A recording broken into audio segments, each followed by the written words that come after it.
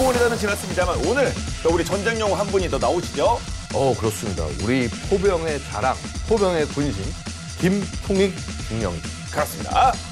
밀리터리 사이언스의 신비한 만남 본게임 오늘도 본내용으로 곧장 진격해보도록 하겠습니다. 안녕하세요. 저희는 본게임 2의 지입니다. 자, 오늘의 주제 영상 쪽에서 먼저 확인해 보겠습니다. 이게 바퀴 달린 게 이제 차륜형이라고 하는 거죠? 그렇죠. 차륜. 예.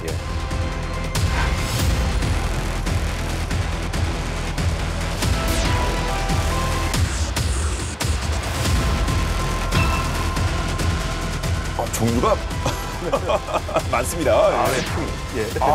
예. 그렇군요. 예, 바로 이 통익, 김통익.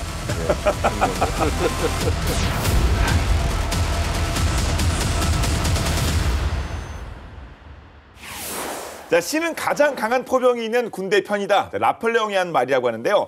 우크라이나 전쟁이 증명한 현대전에서도 포병의 중요성은 정말 여전한데요. 우크라이나 전쟁의 포탄 비율이 거의 6대 1로 러시아가 포격전에서 우위를 점하고 있는 이런 상황에서 우크라이나의 유럽 각국으로부터 많은 장거리 사격 시스템이 모여들고 있는데 그중에서 특히 방금 영상에도 나왔던 차륜형 자주포가 주목을 받고 있다고요? 예. 포격은 우크라이나 전쟁에서 사상자의 70% 이상을 차지할 정도로 가장 큰 피해를 입혔는데요. 자, 러시아의 막강한 포병 전력을 상대하려면 155mm 포가 필요했고요. 네. 이를 채우고자 서방 측은 기존에 보유하고 있던 다양한 야포들을 진짜 다 한 대 한 대 긁어 모아서 우크라이나로 보냈습니다. 이 과정에서 대량으로 인도된 유럽산 차륜형 자주포들이 우크라이나 포병의 희망으로 떠올랐다는 것이죠. 전쟁 초기 서방 측은 155mm M777 견인포나 105mm L119 곡사포 등을 우크라이나에 제공했습니다. 이들 야포는 스스로 움직일 수 없다라는 한계가 있었고요. 미국산 M109나 네. 독일산 PZH-2000, 그다음에 폴란드산 크랍, 궤도형 자주포들은 러시아 측 대포병 사격으로부터 어느 정도는 방어력과 기동성을 가지고 있게 움직였는데, 자, 이제 우크라이나 전쟁에서 엄청난 양으로 운영되는 로이터링 뮤니션, 그러니까 소위 배회폭탄, 자폭 드론, 급조 폭발물을 장착한 FPV, 그러니까 펄스 펄슨 뷰 드론, 요 공격까지 막을 수는 없었던 거죠. 네. 이 궤도형들 보면은 덩치를 보면 엄청나게 무겁고 둔중하잖아요. 그래서 전투 중량 자체가 차이가 나고요. 그래서 현 시점에서 우크라이나 전쟁에서 포병 싸움은 속도와 기동성이 생명이다. 이렇게 평가가 됩니다. 네. 네, 그렇다면 우크라이나에 원조된 지원되고 있는 유럽산 차륜형 자주포 앞서 영상 쭉 봤는데 어떤 것들이 있습니까? 가장 많은 수량이 인도된 것으로 확인된 게 프랑스의 세자르. 세자르. 예, 세자르는 시저를 이제 프랑스식으로 읽은 거죠. 이게 이제 세자르인데 프랑스 육군이 2003년부터 운용을 했어요. 지아트사, 현재는 이제 넥스터사라고 하는데 지아트사가 개발한 155mm 포를 르노의 셰르파5 군용 트럭에 탑재한 그런 차륜형 자주포죠. 이 셰르파5는 그 6륜 바퀴가 보시는 것처럼 또 무게가 18톤이라서 세계에서 가장 가벼운 155mm 자주포죠. 18톤이면 예, 아까 둔중한 것을 얘기하셨지만은 우리 그 판차우비츠 2000은 57톤이고 K9도 47톤이기 때문에 와, 그럼 3분의 1 이 정도네요? 예, 절반 3분의 1 이런 수준이니까 엄청 가볍고 당연히 장점이 되겠죠. 2022년 러시아 침공 이후에 우크라이나에 지금 49문이 프랑스 30, 덴마크 19 이렇게 지원이 됐고요. 여기에 더해서 올해 안에 78문이 또 추가 지원될 예정이고, 그래서 제작사가 지금 바빠졌습니다. 월별 생산량을 전쟁 전에는 2개밖에 안 만들다가 지금 이제 6문으로 늘린 상태고 향후에는 월 12문 생산으로 늘린다고 합니다. 네. 그리고 당분간 이 생산되는 모든 세자르가 우크라이나에 배정된다고 밝혔습니다. 우러 전쟁에서 포병 싸움에 생명, 속도라고 말씀하셨는데 그러면 이거 18톤이요? 가벼우면 이게 엄청난 장점 되겠는데요? 그렇죠. 세자르가 1분에 6발의 포탄을 발사한 다음에 위치를 이탈을 해서 대응 포격을 피할 수 있는 능력을 갖췄어요.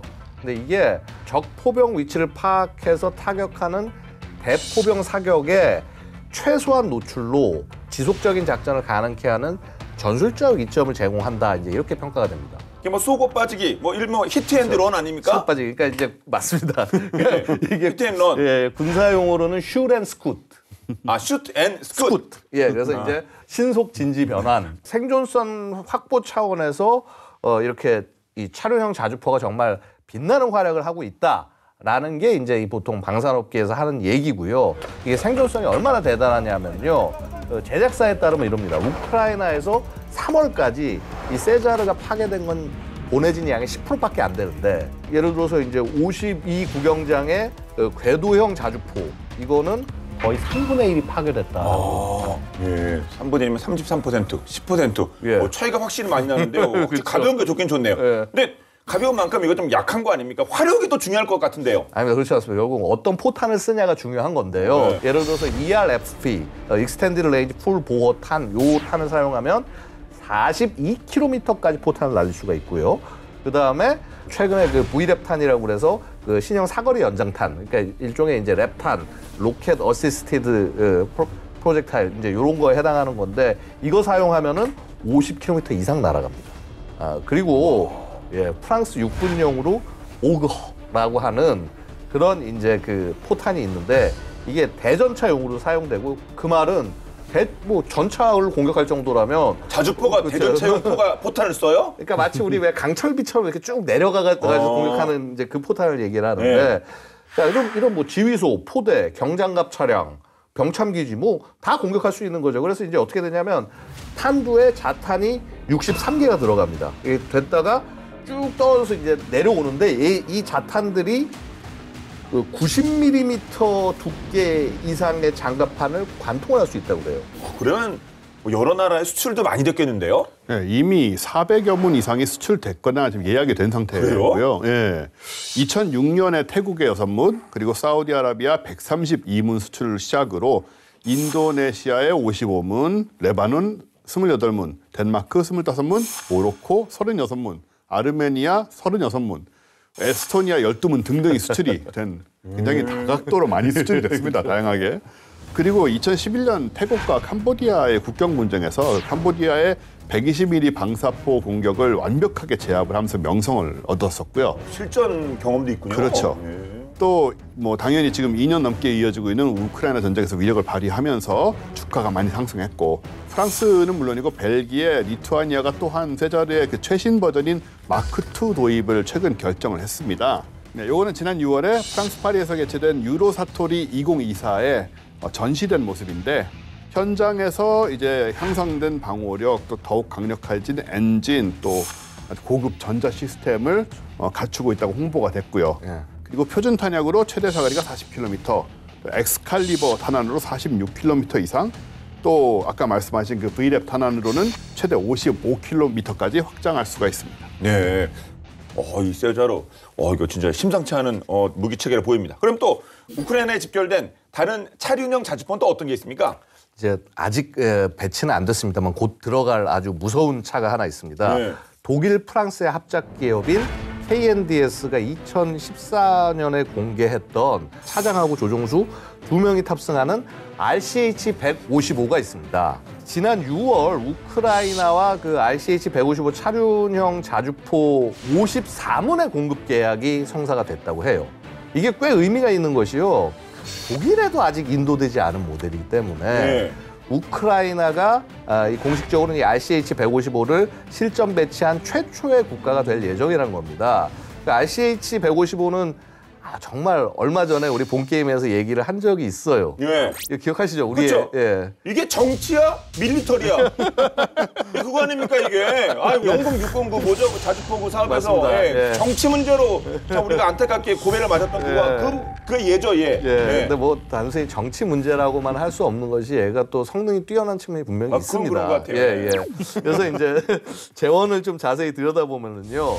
복서라는 그 차륜형 장갑차를 차체로 사용을 합니다. 복서가 원래 이제 뭐 기동성도 뛰어나고 막 다양한 험지를 지날 수 있는 크로스컨트리 성능을 갖추고 있고요. 예, 게다가 그 RCH-155는 일반 복서보다도 훨씬 더 강력한 엔진을 장착을 하고 있어요. 그래서 원래 뭐 복서가 711마력 정도 요 엔진을 장착을 하는데, 그것보다 100마력이 더 큰 816마력짜리 터보 차저 디젤 엔진 이게 장착이 된다고 합니다.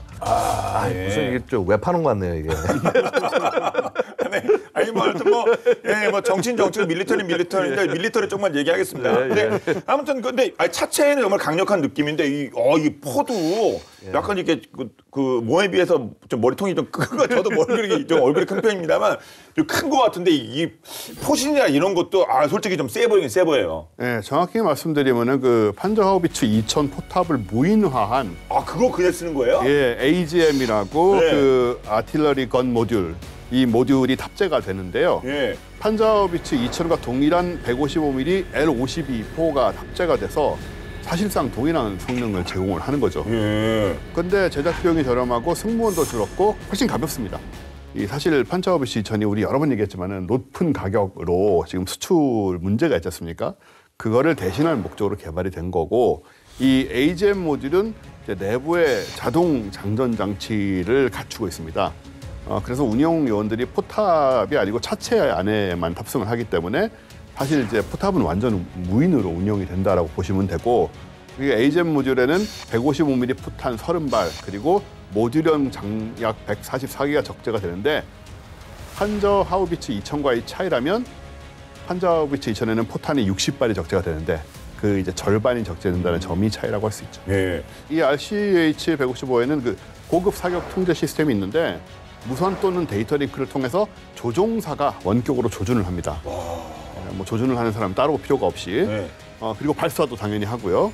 또 비상시나 실패한 경우에는 이제 수동으로 재장전하고 발사를 해야 되는데 그것도 30초면 된대요. 그래서 말씀하신 아까 그 슈트앤스쿠트, 히트앤런 네. 그런 쪽으로 굉장히 그 특화된 그런 아주 훌륭한 그런 성능을 보일 수가 있는 거고요. 그리고 RCH 155의 가장 혁신적인 특징은 시속 30km의 속도로 이동간 사격이 가능한 세계 최초의 포병 시스템이다라는 건데 영상이 준비가 돼 있다고 합니다.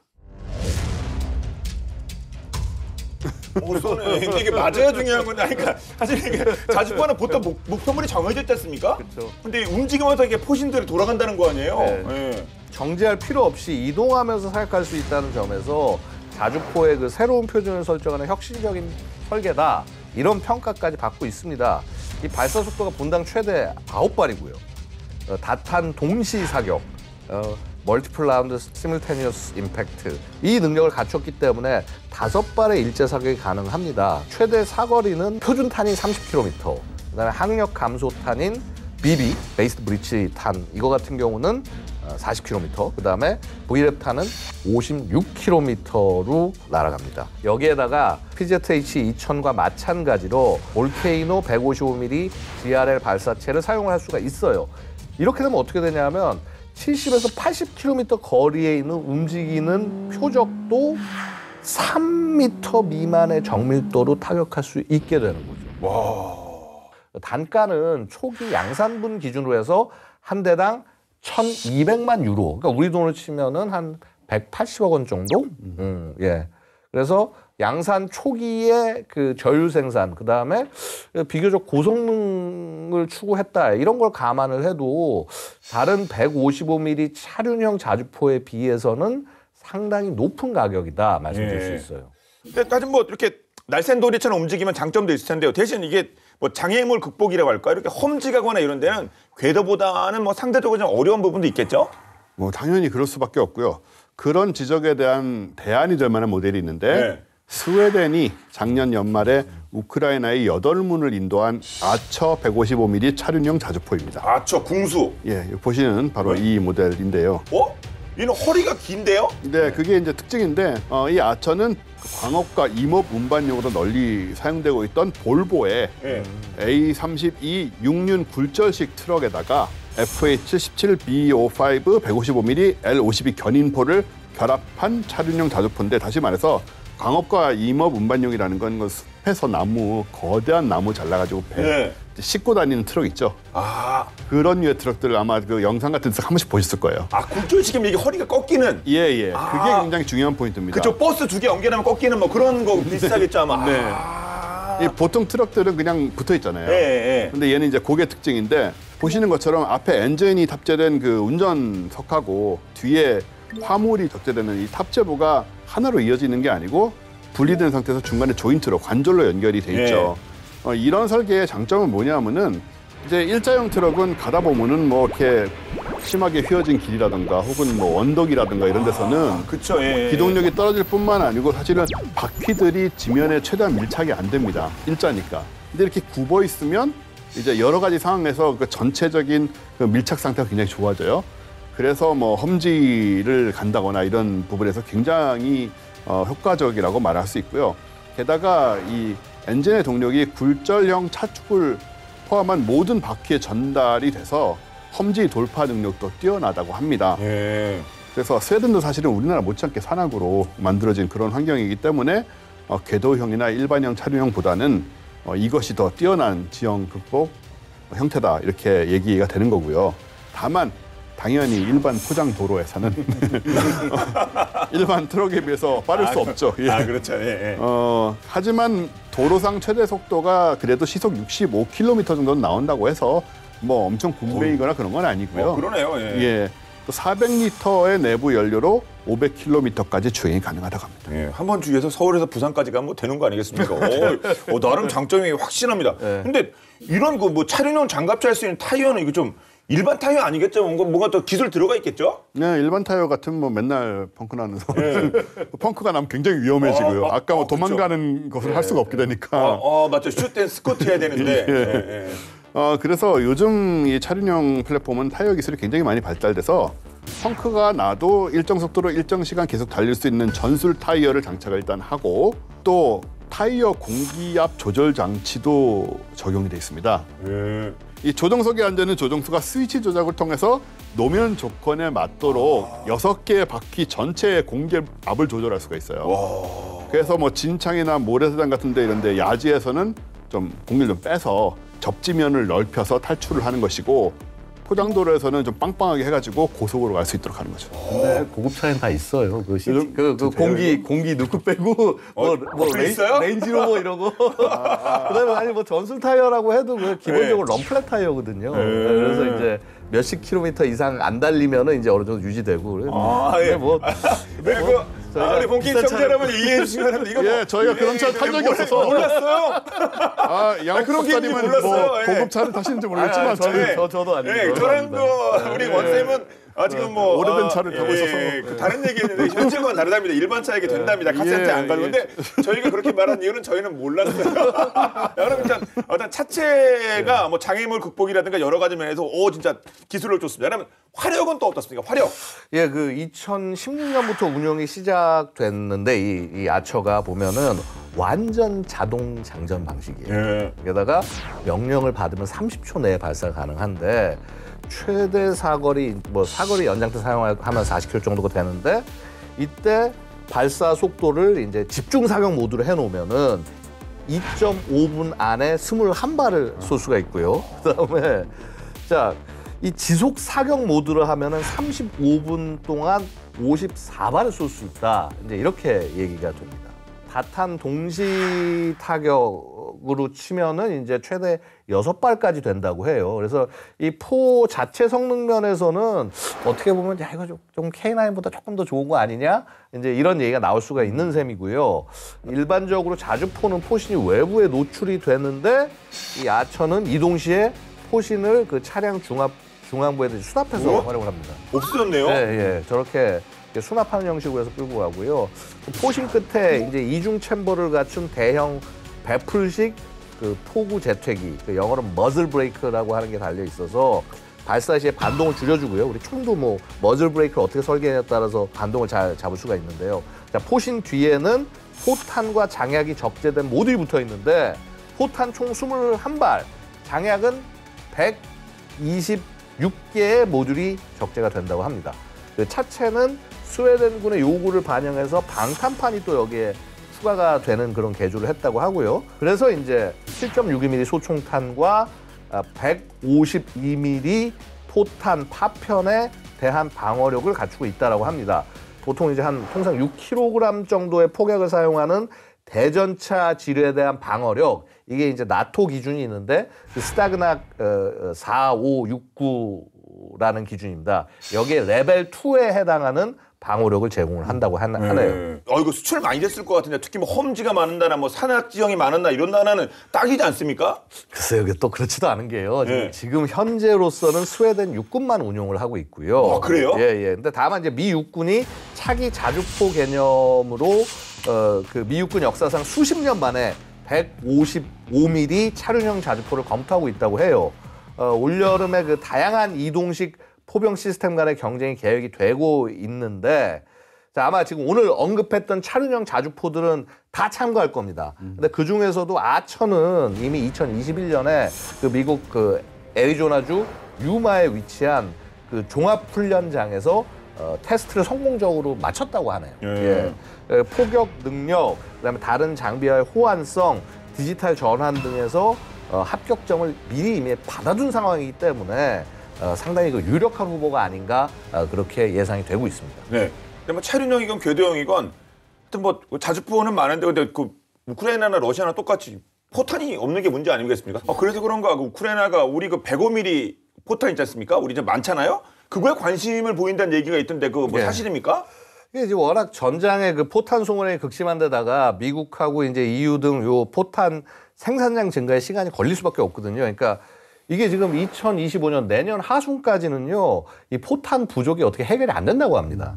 그래서 그 전까지 어떻게든 러시아군의 포병 화력에 대처할 탄약을 마련해야 된다. 이제 절박한 상황인데 최근에 그 미국의 그 안보 전문 싱크탱크 CSIS에서 대한민국이 보유한 105mm 포탄을 우크라이나가 제공받으면 이러면 이거 되지 않겠냐, 이 소위 포탄 부족 문제가 어느 정도 해결되지 않겠냐라는 분석을 내놨다고 해요. 105mm는 이게 뭐 진짜 좀 오래된 포탄 아닙니까? 좀 많이 오래된 거 아니에요? 많이 오래됐죠. 그러니까 구식이고 사거리하고 위력도 당연히 155mm에 못 미쳐요. 근데 이제 전장에서 그래도 이러한 포들이 가지는 가치는 여전히 있습니다. 사실 이제 105mm 포는 이미 우크라이나 군에서 적지 않은 숫자가 운영이 되고 있다고 그래요. 이제 다 합쳐서 한 100문 정도가 운영이 되고 있다고 합니다. 그 이탈리아제 그 모드 56이나 영국의 L119, 미국의 M119, 심지어 그 원조 물자의 105mm였던 M101 이게 이제 미군이 1941년까지 썼던 심지어 이런 그 골통품까지 꺼내서 적극적으로 운영을 하고 있다고 합니다. 뭔진 몰라도 모델명이 M101로 나가면 50년 된 거예요, 솔직히. 전 뭔지는 몰랐는데 M101이 뭔지는 모르겠는데 M101이 붙었으면 그건 50년 된 거예요. 그렇게 될 수밖에 없겠습니까? 뒤에 A 붙은 것도 아니고. 와, 진짜 오래된 것까지 쓰는군요. 그러니까 사거리의 한계가 당연히 있겠죠. 105mm니까. 근데 뭐 그래도 역시 포는 포 아니겠습니까? 그러니까 최대 사거리가 10km 정도니까 사거리가 짧다고 해도 솔직히 전술적 활용에서 나름 그 의미를 갖게 된다라는 거죠. 게다가 이제 포들이 굉장히 작고 가벼워서 그러니까 한 뭐 2톤 정도 무게가. 그러니까 이제 러시아의 드론 정찰로부터 상대적으로 자유롭게 빨리 기동을 하면서 생존성 확보가 가능하다, 이제 이런 장점이 있고요. 이처럼 나름 이제 유용하게 쓰이는 만큼 155mm 포탄의 부족을 메우기 위해서 나토 국가들과 미국 모두 이제 105mm 포탄 확보에 열을 올리고 있는 상황입니다. 우리나라는 이제 명실공히 세계 최대의 105mm 포탄 보유국이기 때문에 이제 CSIS에서 그런 분석을 내놓은 게 아닌가 생각이 됩니다. 근데 뭔가 세계 최대라고 하는 거는 뭐 나쁘진 않은데요. 내용을 좀 살펴볼까요? 세계 최대면 우리나라가 105mm 포탄을 얼마나 갖고 있길래 그 세계 최대라는 겁니까? 적게 잡아도 300만 발이고 300만 발이고 어디 보고 하는 거예요? 300만 발이면은? 많게 잡으면 340만 발이라니까. 40만 발 추가요? 예, 그러니까 사실은 정확하게 그 사이 어딘가에 있는 거죠. 너무 많으니까 우리도 몰라요. 거죠, 너무 많으니까 정확하게 몇 개인지 우리도 모르고. 105mm 얘기가 나왔으니까 이제 105mm와 관련된, 그리고 또 우리 또 오늘 주제가 차륜형 그 자주포 아니겠습니까? 이게 딱 맞아떨어지는 그런 진짜 귀한 무기가 우리에게 있죠. 자랑스러운 무기가요. 네, 뭐 풍익 아까 잠깐 얘기 나왔던 풍익인데 이 K105A1 풍익. 풍익은 원래 그 우리 300만 발이 넘는 105mm 포탄을 폐기하는 걸 생각해 보면 또 막대한 비용이 들잖아요. 그렇죠. 그래서 그것 때문에 개발된 무기 체계입니다. M101A1 아까 나왔던 M101 A1 105mm 견인포를 군용 5톤 트럭 K711에 탑재한 그런 형태로 설계가 돼 있어서 2021년 8월 육군 12사단의 실사격 훈련에서 처음 공개가 됐고요. 지난 2022년 5월에 윤석열 대통령 취임식 당시에 21발의 예포를 이제 얘가 발사를 해가지고 눈길을 좀 많이 끌었죠. 네. 우리 군의 그 무기 그 이름을 보면 뭐 천마, 천둥, 비격, 홍상어 등 용맹하고 강인한 이름의 별칭인데 풍이 좀 낯설다는 분도 계시겠습니다만 본방 야사 보시면 정말 뭔가 차오르실 것이라는 생각이 듭니다. 자, 본방 야사 직접 확인하시죠.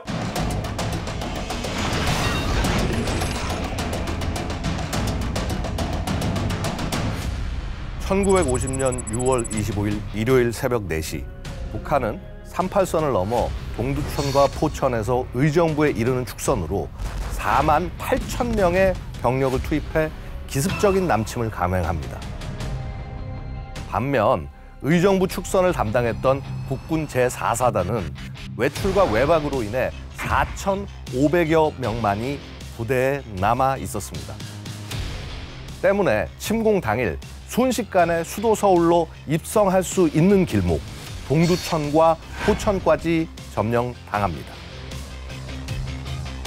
과연 우리 군은 파죽지세의 북한군을 어떻게 막아낼까요?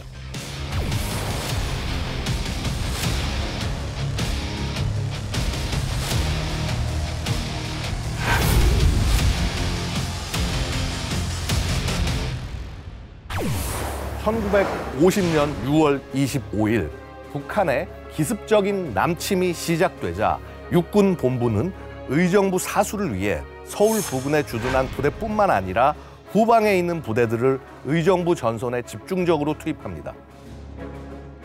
하지만 너무나 긴박한 상황인지라 후방의 부대들은 완전 편성을 갖추지 못한 채 전선에 투입됩니다. 따라서 대부분의 부대들이 전투력을 제대로 발휘하기 어려운 형편이었는데요. 그런데 이런 상황에서 육군 본부는 북한군의 서울 진입을 조기 방지하기 위해 동두천과 포천 탈환 작전을 세웁니다. 이에 일부에선 군의 전투력이 아직 집중되지 않았으니 병력이 집결한 뒤에 한강 남한에서 방어에 집중해야 한다는 의견이 제시되었는데요. 물론 일리 있는 의견이지만 서울에서 전투가 벌어져 시민들과 군에 미칠 영향을 고려하면 북한군의 서울 진입은 절대 허락할 수 없었죠. 그렇게 동두천과 포천 탈환 작전은 그대로 실행되어 6월 26일 새벽 3시 우리 군은 역습을 감행합니다. 먼저 제2사단이 포천을 향해 공세를 시작하고 오전 8시 제7사단이 동두천을 목표로 반격을 시작했죠. 그러나 이내 우리 군은 북한군에 쫓기듯 후퇴할 수밖에 없었습니다. 대체 무엇 때문에 우리 군은 이렇게 연달아 후퇴할 수밖에 없었던 걸까요? 바로 북한의 남침 선봉, 강철괴물 T-34 전차 때문입니다.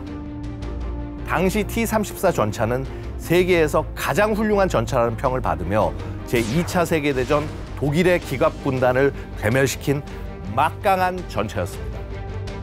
반면 우리 군은 제대로 된 대전차 무기는커녕 단 한 대의 전차도 없었습니다. 그렇다면 우리는 북한군의 전차가 나타날 때마다 후퇴를 거듭해야만 하는 걸까요? 아니요. 우리에게도 비장의 무기가 있었습니다. 바로 미군이 공수부대용으로 사용하다가 공여한 M3 105mm 곡사포입니다. 우리 군이 동두천과 포천 탈환을 위해 공격하던 와중 육군 포병학교 교도대 대대장으로 근무하던 김풍익 소령은 의정부 북쪽에 M3 곡사포로 방어선을 포진 중이었습니다. 우리가 방어선에서 적의 침공을 저지하지 못하면 의정부는 물론 서울의 방어까지 불가능해진다. 따라서 나는 죽음으로써 이 방어선을 고수하기로 결심하였다. 위관들도 나의 뜻에 따라주기 바란다. 그렇게 김풍익 소령의 연설에 부대원들이 사기는 끌어올랐고 모두가 죽을 각오로 북한군의 전차를 막아내기로 결심합니다. 잠시 후 적의 전차들이 출현했다는 보고와 사격 요청이 들어옵니다. 김풍익 소령은 즉시 사격 요청 지점으로 발사 명령을 내렸고 이내 M3 곡사포는 불꽃을 내뿜었죠. 그리고 이내 관측반에서 보고가 들어옵니다. 피격당한 적 전차 손상 없습니다. 재차 사격 요청합니다. 관측반이 재차 사격을 재촉해 수차례 발사했지만 북한군의 T-34 전차는 피격을 당해도 잠깐 뒤뚱거릴 뿐 남하를 멈추지 않았습니다. 이때 김풍익 소령이 실망한 부대원들에게 소리칩니다. 보병은 몰라도 보병은 적 전차를 파괴할 수 있는 방법이 있다. 내가 진지를 설정하고 왔으니 포를 끌고 와라. 그렇게 김풍익 소령과 부대원들이 포를 끌고 향한 곳은 엄폐물도 없이 전방이 훤히 보이는 급커브길 부근이었습니다. 적 전차가 접근하면 곡사가 아닌 직사로 발사할 수 있게 준비하라. 김풍익 소령의 비책은 바로 화포로 시선 방향에 있는 적을 직접 조준하고 사격하여 적에게 포탄을 직격하는 사격술, 직사였습니다. 잠시 후 강철 괴물 T-34 전차가 굉음을 내며 점점 다가왔고 전차를 직접 조종한 M3 곡사포가 불꽃을 내뿜자 굉음과 검은 연기가 길을 뒤덮었죠. 연기가 완전히 거치자 T-34 전차는 궤도가 파괴돼 도로 한복판에 주저앉아 있었습니다. 김풍익 소령은 확실히 마무리 짓기 위해 제2탄을 장전할 것을 명령했고 부대원들은 신속하게 포탄을 장전했는데요. 그러나 이때 커브길에 나타난 적의 두 번째 전차가 포격을 가해 김풍익 소령과 부대원들은 장렬하게 전사합니다. 이후 적의 2번 전차는 파괴된 전차가 도로를 막은 탓에 전진이 불가능해지자 다시 커브길을 돌아 후퇴합니다. 이는 북한군의 서울 침공을 지연시키는데 엄청난 기여를 했고 공포의 대상이던 강철 괴물, 북한 전차에 대한 두려움을 불식시키는데 결정적 계기가 됐습니다. 김풍익 소령처럼 전차를 근거리에 두고 직사로 대응해 파괴에 성공한 것은 세계 포병사에서도 유일무이한 일로 그는 대한민국 포병의 군신으로 불리고 있는데요. 105mm 차륜형 자주 곡사포가 김풍익 소령의 이름을 물려받아 풍익이 된 만큼 앞으로 우리 무기 체계에서나 세계 방산 시장에서나 새로운 역사를 써 내려갈 수 있기를 기대하겠습니다.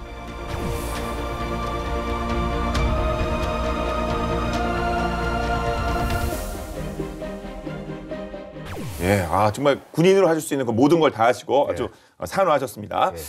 자, 저도 뭐 군 생활을 해서 알겠습니다만, 근데 곡사포로 직사를 해야 된다는 상황. 게임에서도 곡사포가 직사하는 상황이 있어요. 근데 이건 진짜 위급한 상황인데, 이런 상황이 없어야겠죠, 사실은요. 그렇죠. 네. 그러니까 곡사 포병들이 직사를 해야 된다. 이건 뭐냐면 보병이 총검수를 하는 거하고 똑같은 상황인 겁니다. 예. 마지막 최후의 수단이라는 거 아닙니까? 직병전 상황이죠. 거의. 예. 그러니까 그런 상황이 발생하지 않아야지만 이제 전쟁터에서 100%라는 게 없으니까 이제 우리 육군의 K9 자주포도 간혹 이제 직사 사격 훈련을 한다고 합니다. 미 육군도 그 M109A6 팔라딘 자주포 얘로 이제 직사 훈련을 실시를 해요. 예. 곡사포의 직사는 생각해 보시면 곡사포라는 건 원래 이제 수십 킬로미터를 날아가는 그 정도의 운동 에너지를 가진 포탄인데 이거를 근거리에 적에게 그냥 쏘는 거잖아요. 어떻게 보면은 롱훅을 날릴 힘으로 잽을 짓다라고 맞기만 하면 그래서 위력이 아무래도 그 곡사포 때 포격보다 이 직사를 하면 훨씬 강하게 작용이 되고요. 그래서 155mm 곡사포로 만약에 직사를 하게 되면 웬만한 3세대 전차는 바로 반파가 될 정도의 그런 위력을 가진다고 합니다. 네. 6.25 전쟁 영웅이신 우리 김풍익 중령님, 당신은 소령님이셨습니다만 절대 잊지 않겠습니다.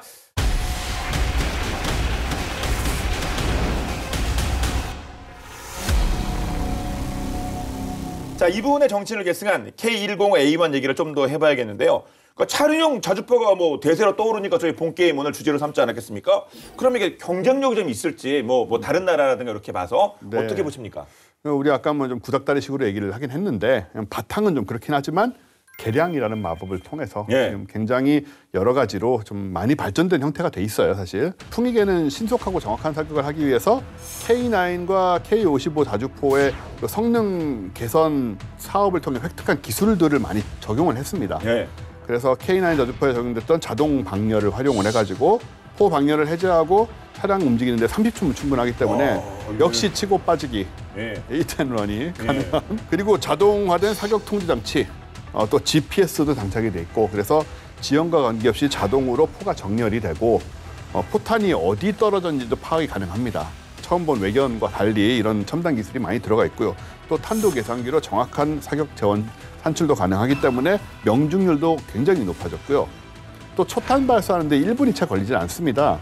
그리고 사격 지휘 차량의 공격 정보를 받아서 1분에 최대 10발씩 포탄을 빠른 속도로 사격할 수도 있고요. 뿐만 아니고 5톤 트럭이지만 여기 설치된 이제 유압식 지지대 그거를 내리면 또 충분히 반동을 상쇄할 정도로 네. 안정성도 높아졌고요. 사실 일반적인 견인번은 최소 9명 정도의 인원이 필요한데 K105A1 풍익은 운전병까지 포함해서 5명이면 충분하다라는 것이고 최고 속도 70km 나오고요. 그리고 31도 60% 경사를 거침없이 오를 정도로 기동력도 좋고 예. 또 기울어진 상태에서 멈춰서 버틸 수 있는 제동력도 갖고 있어요. 예. 그러니까 이런 부분들이 뭐 많이 강화된 거고 또 운전병 보호도 강화가 돼가지고 포 좌우에 강철 방호벽을 세웠고 차량 앞쪽에는 12.7mm K6 중기관총을 장착을 해서 적의 뭐 보병이라든가 등등의 공격에 대비하도록 했고 게다가 한 문당 가격이 겨우 6억 원이기 때문에 어마어마하게 저렴한 편이죠. 제 개인적인 뭐 사견이 자꾸 들어가는 거 죄송한데 RCH 155 얼마라고 했죠? 180억이라고 했습니다. 네. 우리 풍익은 6억 원, 30대 가성비 좋은 그러면서 동시에 적에게는 정말 위협적인 그런 그 무기로 돌아왔네요. 예. 그 자주포를 국산 전투기에 이제 빗대어서 말하자면 네. K9 자주포가 우리 그 계속 얘기하고 있는 KF-21 보라매 이거에 해당한다면 풍익은 뭐 T50이나 FA50 작지만은 성능이 좋으니까 최첨단도 아니고 화력도 살짝 부족하긴 하지만은 활용도가 정말 높고 가성비도 좋다라는 거죠. 그래서 기존의 무기 체계를 정말 최대한 잘 활용해서 능력을 끌어내는 것도 그것도 정말 중요한 능력입니다. K105A1 풍익이 자 우리의 그 미래 육군 전투 여단인 아미 타이거의 일원으로 받아들여졌다고 하네요. 예.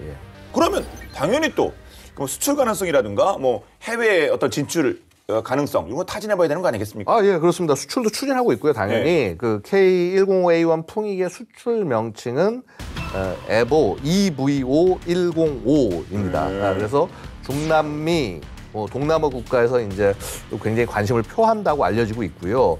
국방 예산이 많지 않아서 가격이 비싼 K9에 비해서 풍익을 더 선호할 수도 있지 않겠냐.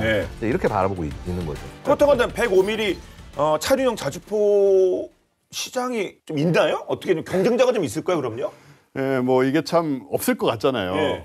근데 또 있긴 합니다. 아, 그래요? 네, 베트남이 러시아제 우랄 375D 트럭 후반부 차대 위에 베트남 전쟁에서 사용한 역시 미국제 M101. 위는 러시아고 아래는 미제랍니까? 네, 뭐 그런 식인 거죠. 위가 미제고 아래가 러시아. 그렇죠. 이건 뭐 이게 무슨 냉전의 끝판왕이었나 아니가 화합의 끝판왕 이게 그런 무기를 또 만들 수는 있겠죠. 베트남이니까. 어쨌든 이 105mm 포는 다 M101 계열에서만 지금 발사가 되는 상황인 것 같은데 이런 자주포를 개발을 했습니다.